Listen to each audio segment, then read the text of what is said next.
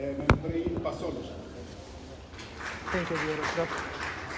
Dear colleagues, I will speak about intraoperative fluorescein angiography findings in epiretinal pathology, something that we don't often do nowadays because we simply don't find why we need to do it. But since the intraoperative fluorescein angio is a new methodology, I was in the search of indications what and how can be improved.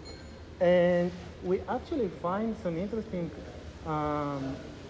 findings in the vessels, especially in the periphery. Here you might see a dancing thrombosis in the periphery. So some sort of peripheral vascular occlusion, no matter arterial or venous, is happening, and it is the underlying reason probably for developing the epiretinal membrane. The beauty of the methodology is that it is dynamic. It is not a static picture like we might have with the classic fundus camera, and as described by Professor Sharawi, ultra-wide field imaging cameras, which are absolutely indispensable.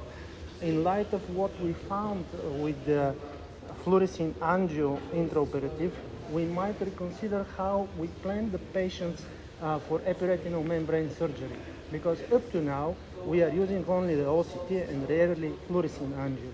But OCT with ultra-wide field fluorescein might be beneficial. In this case, you can see delayed arterial filling.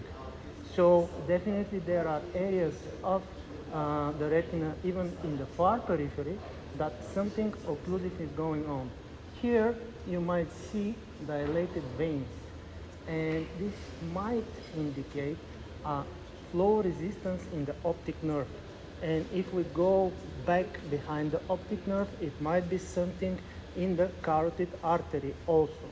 We had a patient in which we found later, of course, we sent it to Doppler, and we found problems with the carotid arteries. So here you can see another phenomenon, retrograde venous filling. Again, vascular reason, something that is happening with the blood circulation, probably oxygenation of the retina, and as a result we have undergoing subtle inflammation and a proliferation of epiretinal membrane, something quite similar to the diabetic epiretinal membranes, right?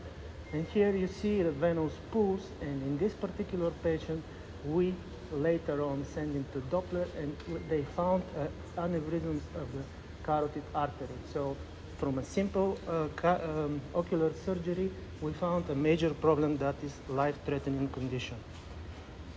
Here you might see fairly normal fundus, but during the fluorescein angio, we see a patchy appearance of the fundus, and we see a hyper-reflective area around the optic nerve nasal. Something which was like a surprise for us, because we also learned this methodic on the way, and we didn't know what is this. Now you will see switching to intraoperative blue light reflections in a moment, and you see how this area glows. So we assume that it might be some sort of choroidal inflammation. See here. And later on, after the surgery, we sent the patient to check for tuberculosis, and he was positive. So some sort of serpiginous moment is here. You see, completely normal if we didn't do the fluorescein angio.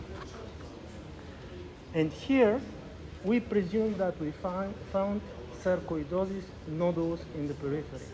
And also we see the hyperreflectance and non-perfusion areas. We didn't know what to do, so by analogy with the PDR, we just did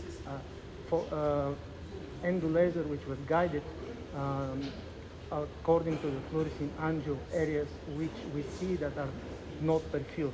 So these things are quite interesting, and they point that we have peripheral occlusion phenomena in epiretinal membrane. So I would ask, is it still an idiopathic disease or there is more than meets the eye? Thank you.